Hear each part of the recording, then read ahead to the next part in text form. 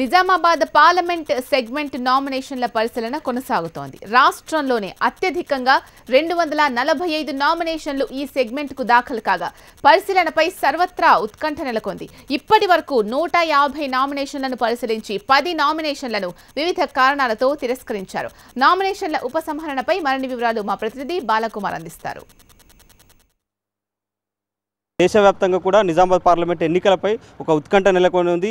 95 మంది అభ్యర్థులు దాటితే బ్యాలెట్ పద్ధతిలో ఎన్నికలు నిర్వహిస్తామని ఎన్నికల సంఘం ప్రకటించింది. అయితే నిజామాబాద్లో చూసుకుంటే దాదాపుగా 245 నామినేషన్లు ఉన్నాయి. ఇందులో 200 పైచీలకు అభ్యర్థులు పోటీ పడుతున్నారు. సో ఇప్పుడు మనతో రైతులు ఉన్నారు. ఎందుకోసం ఈ నామినేషన్లు దాఖలు చేశారు, వాళ్ళ ఆవేదన ఏందనేది ఇప్పుడు కనుక్కునే ప్రయత్నం చేద్దాం. సో ఎందుకోసం మీరు నామినేషన్లు వేశారు? ఇప్పుడు ఎంపీ అభ్యర్థులుగా మీరు ఆల్రెడీ వరిలో ఉన్నారు. ఏం చెప్తారు ప్రభుత్వానికి ఒకటే చెప్పదనుకుంటున్నాను.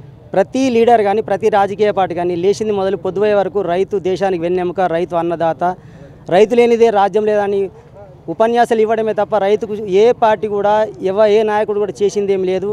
మేము ఇప్పుడే కాదు పోరాటము దాదాపు అంటే ఇక్కడ ఈ ఆర్మూరు భీమగల్ ఏరియాలో 20 ఏళ్ళ నుంచి మేము పోరాటాలు చేస్తూనే ఉన్నాం. ప్రతిదానికి పోరాటాలు చేసినప్పుడు ఏదో పొంగు మీద నీళ్ళు చల్లినట్టు మాకేదో అప్పటి మాత్రం ఇచ్చి మమ్మల్ని చల్లారుస్తున్నారు.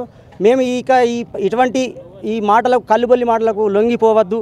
మనకు శాశ్వత పరిష్కారం కావాలి. మన పండించిన పంటలు గిట్టుబాటు ధరలు రావాలి.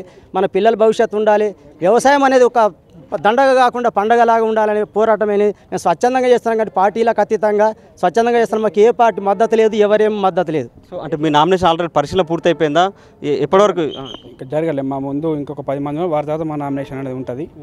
ఈ నామినేషన్ వేయడానికి కూడా ఒకటే కారణం, మాకు చాలా ఇబ్బందులు ఉన్నాయి. ముఖ్యంగా ఎర్ర జొన్నలు కానీ పసుపు కానీ వీటికి బోర్డు ఏర్పాటు చేయాలని కోరుకుంటున్నాం.